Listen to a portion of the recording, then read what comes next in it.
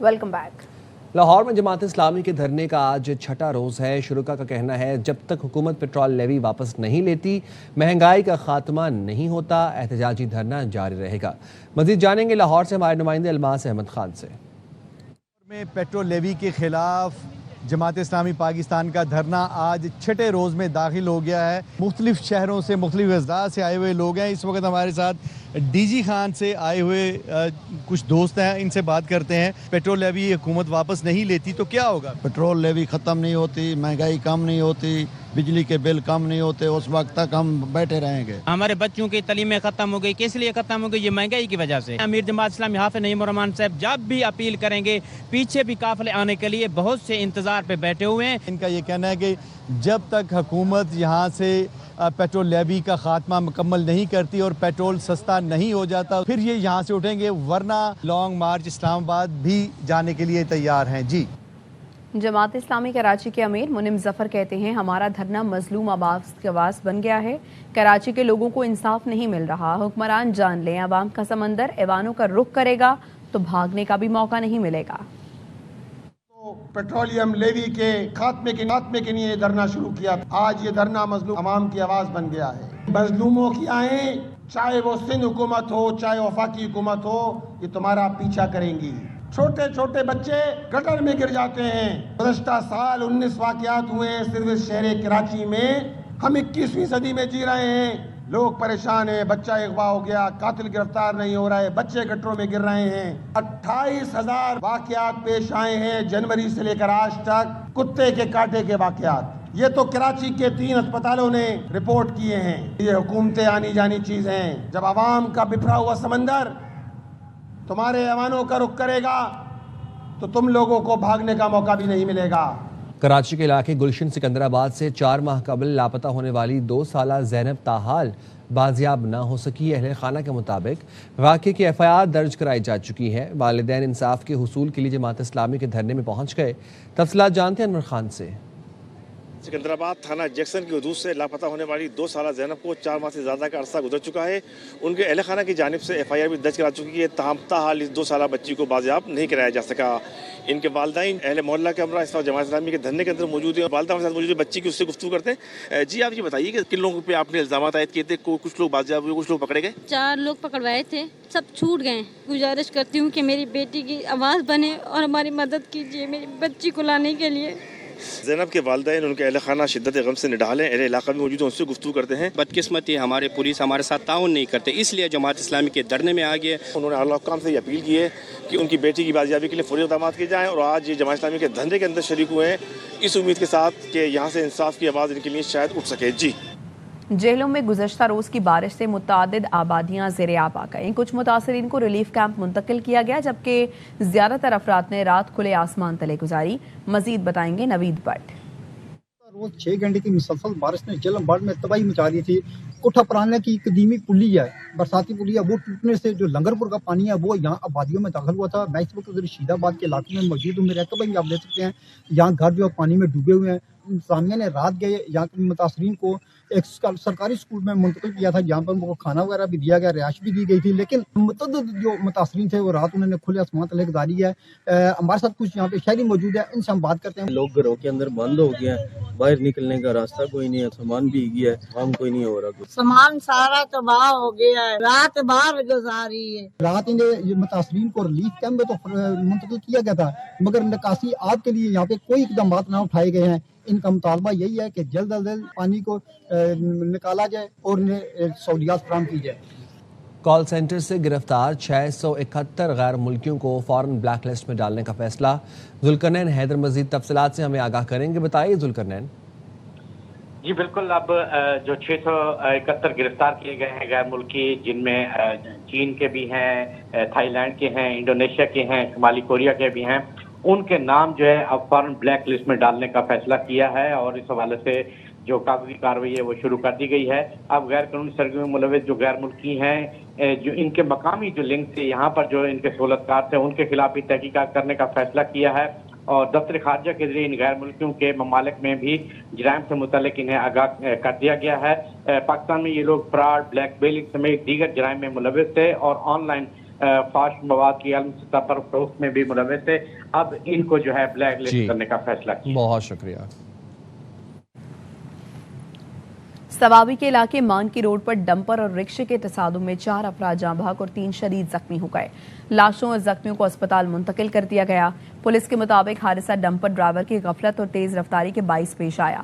حادثے کے بعد ڈرائیور فرار ہو گیا. جاں بحق افراد کی شناخت غفران الدین، سردار حسین، عقیل احمد اور نور حسین کے ناموں سے ہوئی.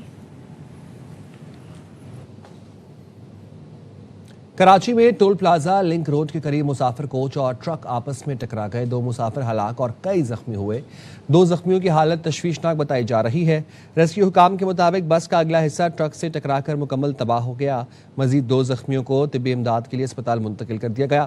حادثہ نیشنل ہائی وے لنک روڈ بلوچ کمپنی کے قریب پیش آیا. سندھ حکومت کے دعووں کے برعکس پرانا سکھر میں واقع سرکاری گرلز اسکول بنیادی سہولیات سے محروم ہے. ٹوٹا پھوٹا فرنیچر، پینے کا پانی ناپید اور تباہ حال wash room.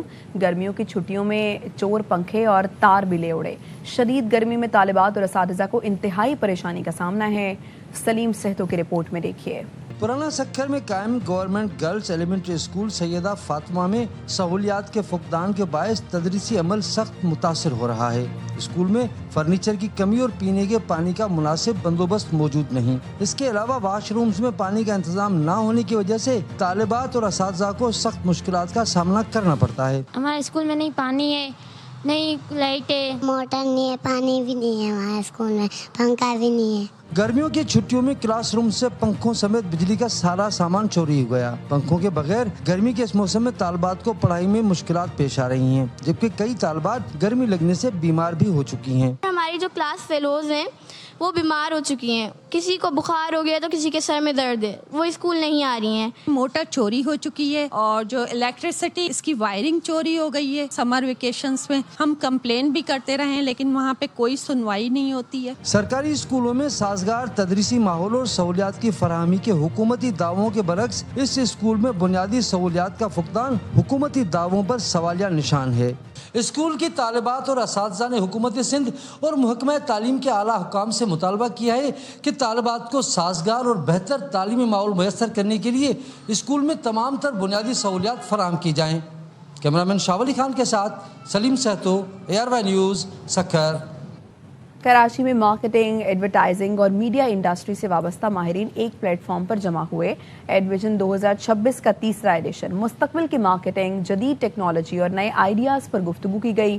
ARY news event کا میڈیا پارٹنر تھا. عروج رضوی رپورٹ کریں گی. کراچی کے مقامی ہوٹل میں ایڈ اسٹریٹ کی جانب سے کانفرنس میں پاکستان کے مختلف بڑے برانڈز اور بینک سمیت مارکیٹنگ اور ایڈورٹائزنگ انڈسٹری سے وابستہ نمایاں شخصیات نے شرکت کی. پینل ڈسکشنز کے دوران بدلتی ڈیجیٹل دنیا، جدید مارکیٹنگ ٹرینڈز اور برانڈز کے مستقبل پر تبادلہ خیال کیا گیا. ARY ایونٹ کا میڈیا پارٹنر بھی رہا. شرکاء نے ایڈویژن 2026 کو بھرپور انداز میں سراہتے ہوئے اسے انڈسٹری کے لیے ایک مؤثر اور ضروری پلیٹ فارم قرار دیا. ماہرین، برانڈز، لیڈرز اور پروفیشنلز کی شرکت نے ایونٹ کو مزید اہم بنا دیا. کیمرامین محمد ذیشان کے ساتھ عروج رضوی، ARY نیوز، کراچی. اور بانی PTI کی اسپتال منتقلی کے خلاف دوبارہ نظر ثانی درخواست دائر کر دی گئی. چیف کمشنر اسلام آباد کی جانب سے متفرق نظر ثانی درخواست دائر کی گئی. مزید تفصیلات جانیں گے راجہ محسن اعجاز سے. بتائیے محسن. جی بالکل، بانی تحریک انصاف اسپتال منتقلی کیس میں اب دوبارہ سے نظر ثانی درخواست دائر کر دی گئی ہے اور چیف کمشنر اسلام آباد کی طرف سے یہ متفرق نظر ثانی درخواست دائر کی گئی ہے.